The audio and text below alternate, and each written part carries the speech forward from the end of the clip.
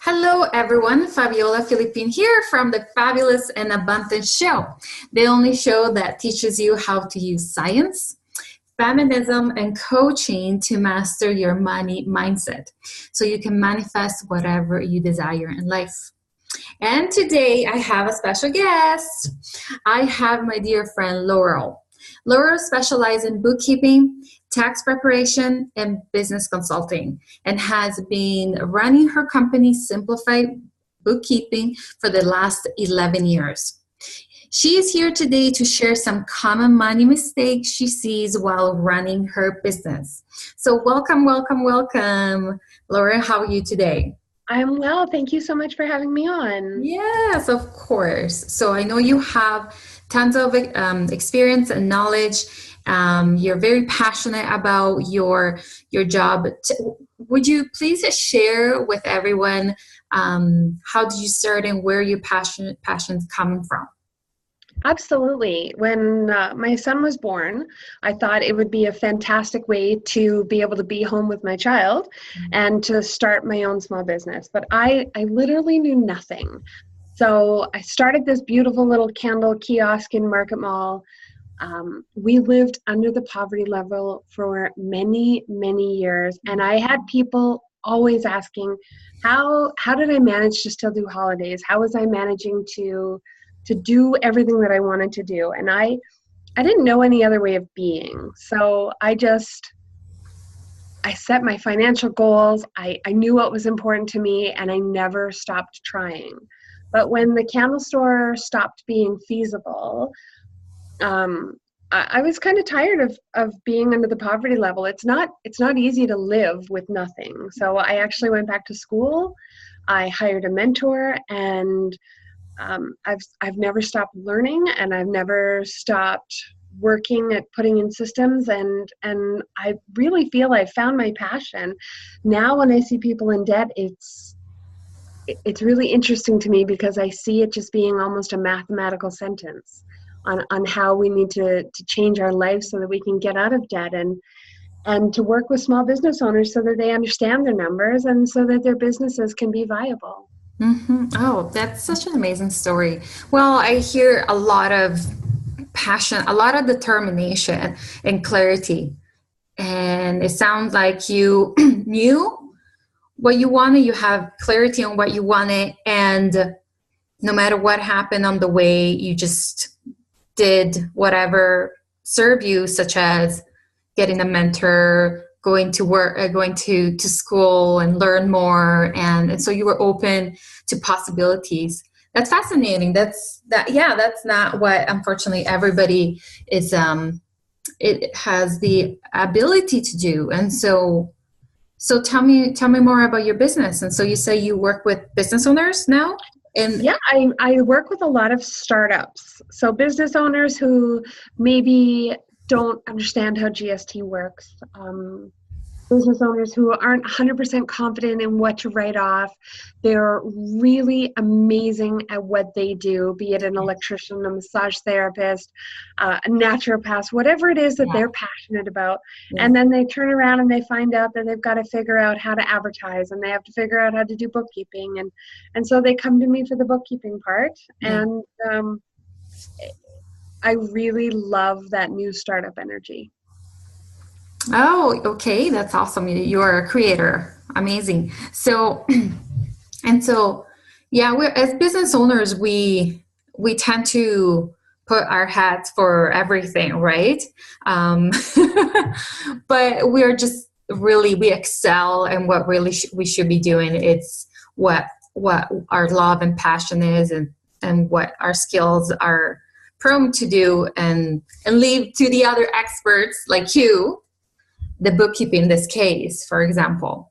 Well, and I think that bookkeeping is one of those things that you can actually get into big trouble with not knowing what you're writing off. And so even if you can't afford to hire a bookkeeper to do your monthly bookkeeping, I think that every small business owner out there should have a bookkeeper that they at least do consulting with, so that they can have a quarterly check-in or an annual check-in to make sure that they're doing things properly, because it can really cost them a lot of money at the end of the day. Absolutely. So that also is a service that you provide, just consultation type of Absolutely. service. Oh, that's great. That's awesome because yeah, if business owner cannot afford the whole deal, at least they can start with the education, right? Well, and my goal is to sort of help them be so amazing at what they're doing that they can grow, and then they eventually have to have my services because they are better to go out and make their money doing what Yes, their expertise is at. absolutely.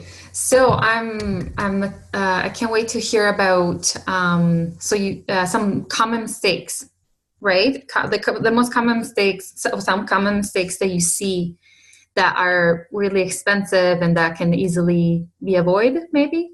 Absolutely. I think that most people right now are sitting in a level of debt, and debt it's expensive. And once you're in it, it's quite difficult to sort of see a path out for most people without sort of getting that.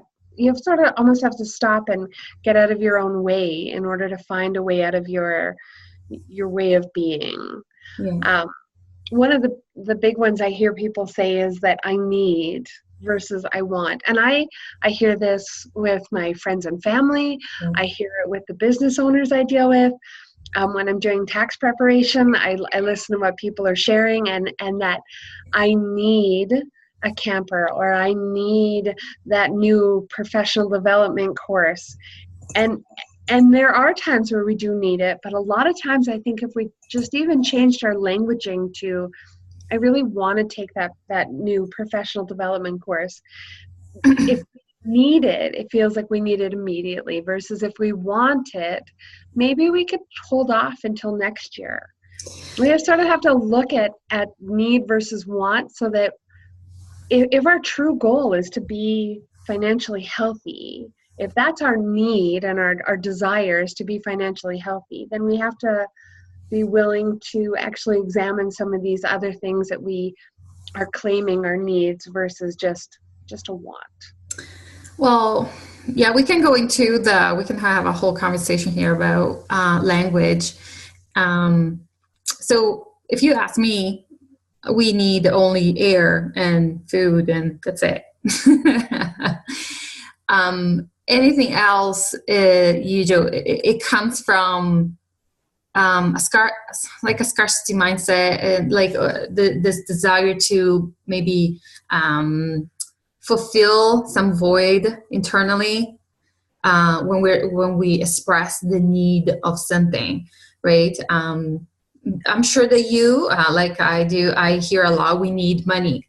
Well, yes, we absolutely require cash to function in our society, but there's a lot of people, but it's not that we need money to be happy. You can have a smile in your face even with no money, really. It's just a mindset. It really, would you agree that it's all about a mindset?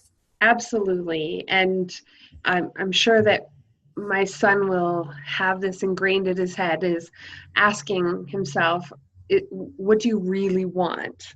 So that's one of the things that I've sort of tried to do a sort of a pattern interrupt with him, is we need to get clear on what we really, really want. Because you're 100% right. Our needs are, we need to breathe, and we need food, and then even shelter becomes a Yeah, want. it would be nice to have a home, a shelter.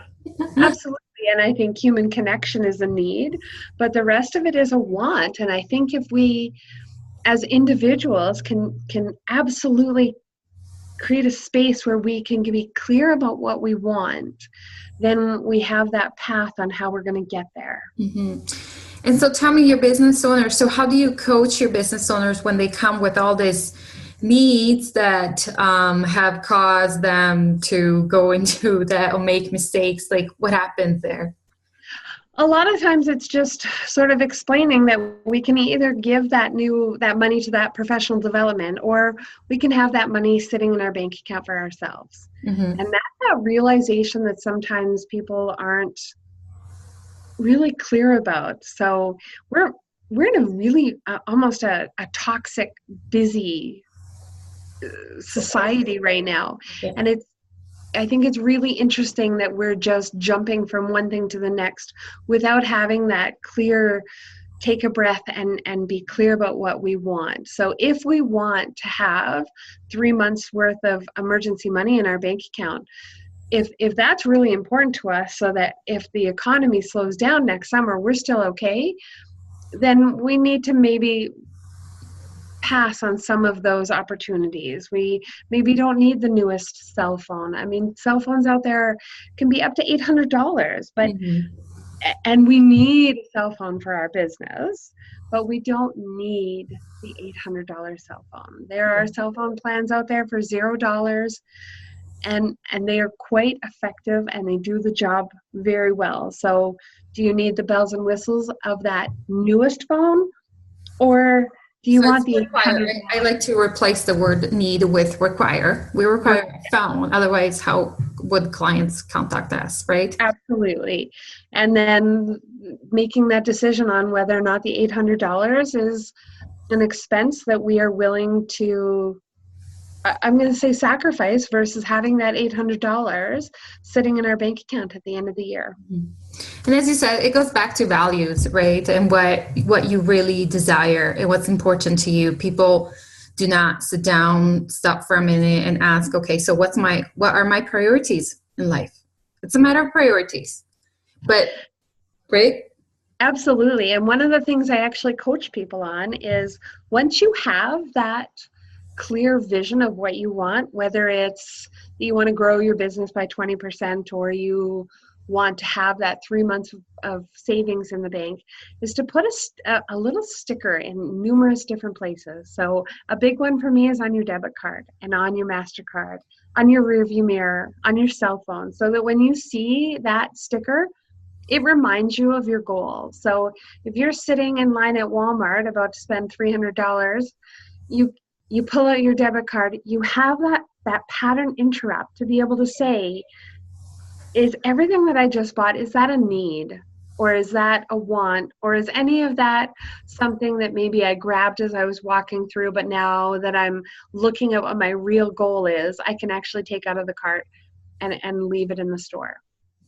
Yeah. So it's when you have clarity of your wants, of your goals.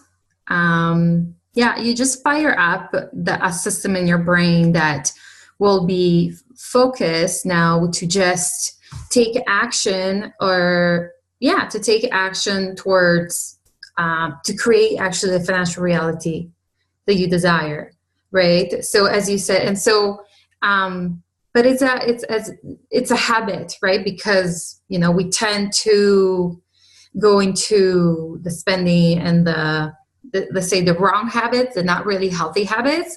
So to rewire our brain, that's an awesome way to do it. Is maybe the stickers, right, as reminders. So day by day, we get into the habit, a healthier habit.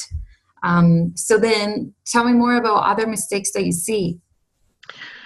I think a big one is just not understanding. Apparently my cat wants to come and say hello. Not understanding how money works. So not understanding that that your credit card debt means that if you're paying interest of $200 or $300 every month, that's $200 or $300 that you don't get to spend at the end of the year. Yeah. So for me, I would rather that's like $2,400 that you don't get to spend. It's true, and it happens so fast to have that interest on your credit card. So I know it might be a little bit of penalty thinking, but just be really aware that the simple things, and everyone says it, figure out which credit card has the lowest interest and move your debt. Yes. That's a big one. So just not understanding what's happening. Another big one I see people don't understand is that they actually buy RRSPs to save on taxes. And I'm on the fence as to whether or not RRSPs work for everybody. I think that You need to have a plan. But I think the average person right now, again, is falling into that busyness. And come February, they sort of pick their head up and think, oh my gosh, I have to buy RRSPs because it's what I'm told to do. Yeah. RRSPs work beautifully for a lot of people out there. But the common mistake around it that I see is people who are buying RSPs when they don't have any savings. Yeah. Or they're buying too much RSPs, and then something happens because life happens. Yeah. So they get sick, they can't work, the car breaks down, and then they end up having to cash out those RSPs. Mm-hmm. That, I see it so many times during tax season with my tax clients. They don't realize that they've potentially lost money in their RSPs because they're meant to be in there long term so that they can. How do they lose money in their RSPs? If when they've purchased it, if the stocks have dropped at all, Okay. they can potentially lose or gain. But the big one is that RSPs, when you take them out, they're taxed at 10% if it's under $5,000. But most people So are in higher there's a tax brackets. withholding, right? There's a withholding. Yes. So they withhold, the government requires that they withhold 10% on your taxes.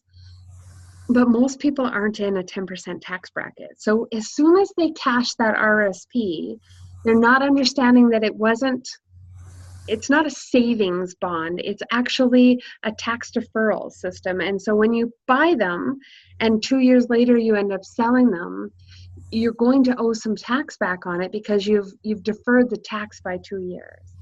And so it almost always seems to happen on a year where things are going bad.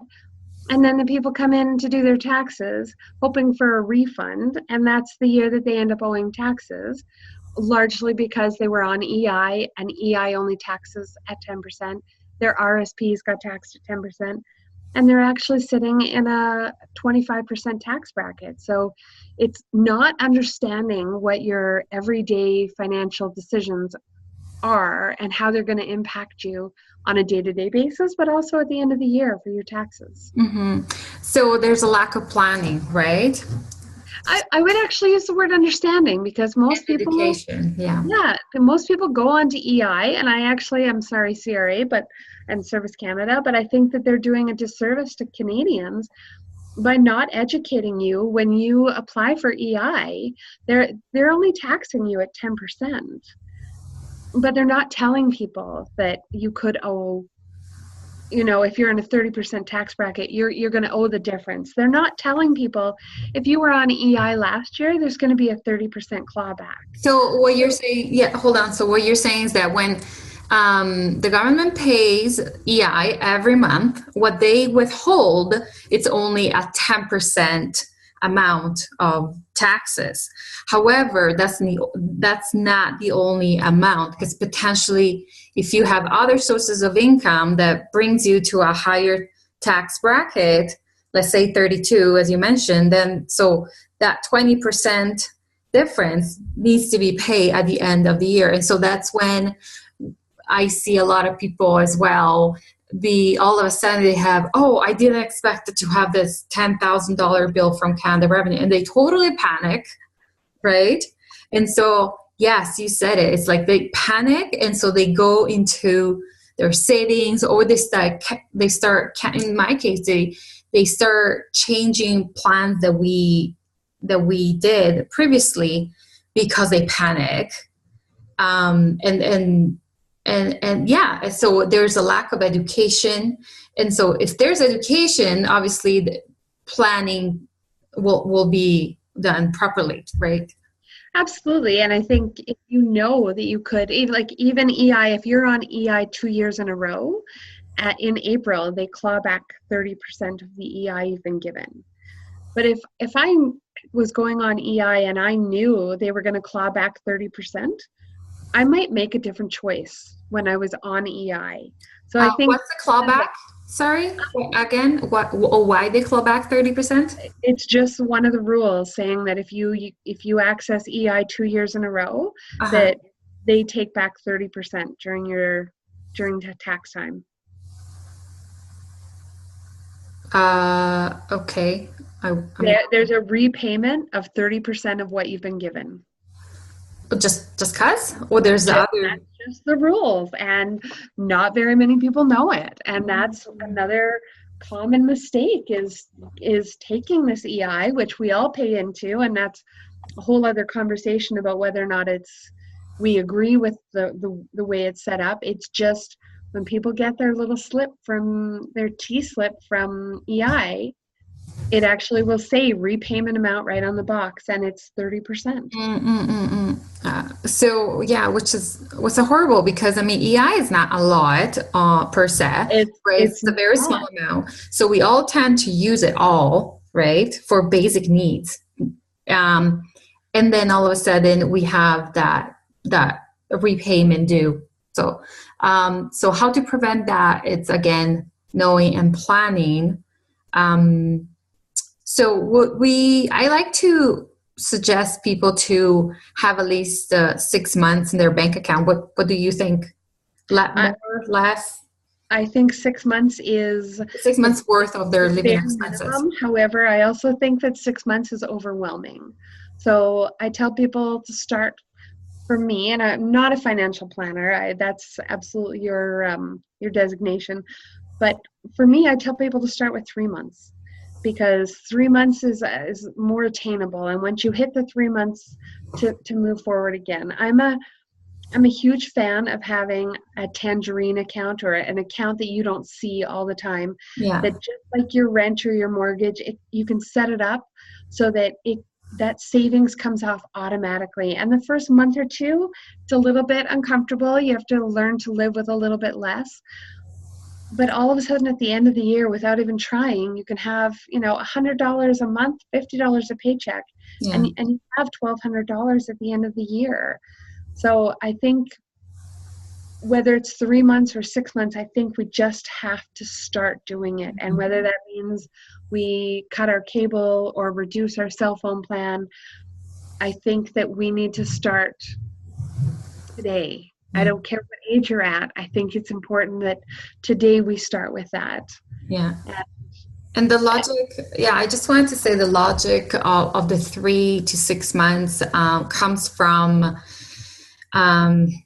usually it's the time that it takes you to find a new job. Now it's way longer than it used to be, but that's one thing. And then talking to business owners, if you have a disability insurance plan, usually it pays out.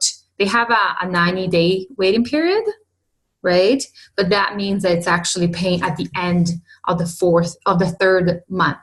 So you're actually 120 days without an income if you're disabled. So that's where, as you say, your saving account becomes so crucial, because a business without 4 months of cash flow. Well, I had an experience where I fell down a cement staircase and I couldn't work for a year and a half. Oh, wow. And it was only because of my savings account, and also because I had diversified income, that I was able to not have my lifestyle change drastically. Mm-hmm. Near the end, I made some life choices because I was ready to simplify, but it was having that diversified income that allowed me to not be in a crisis mode. And then I just had a death in the family, and I was shocked how quickly it took me out of the game. And it took my brother out of the game as well. It was, both of us were financially impacted, simply because we were helping a family member transition. And then when he left us, we needed time to sleep and to heal before we could go back and rejoin the world. And it happened fast. It happened fast. The impact, you mean, or the what? The impact, yeah. And the fact that we weren't able to work when one day everything was fine, and the next day we needed to rearrange our lives to be there for someone, and we were both fortunate that we could do that. People underestimate how emotional crisis, such as a death, a illness, can impact your financial situation. It's true. Thanks for sharing that. Yeah. So, any other common mistake that you want to enlighten us with?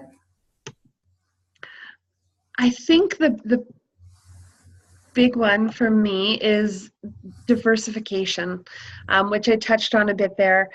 Um, Having some kind of secondary income that allows you to not rely on that first one is a huge possibility, whether it be renting out your room to a student for a few months in the summer, taking in kids for an after school program. I'm with you, yeah.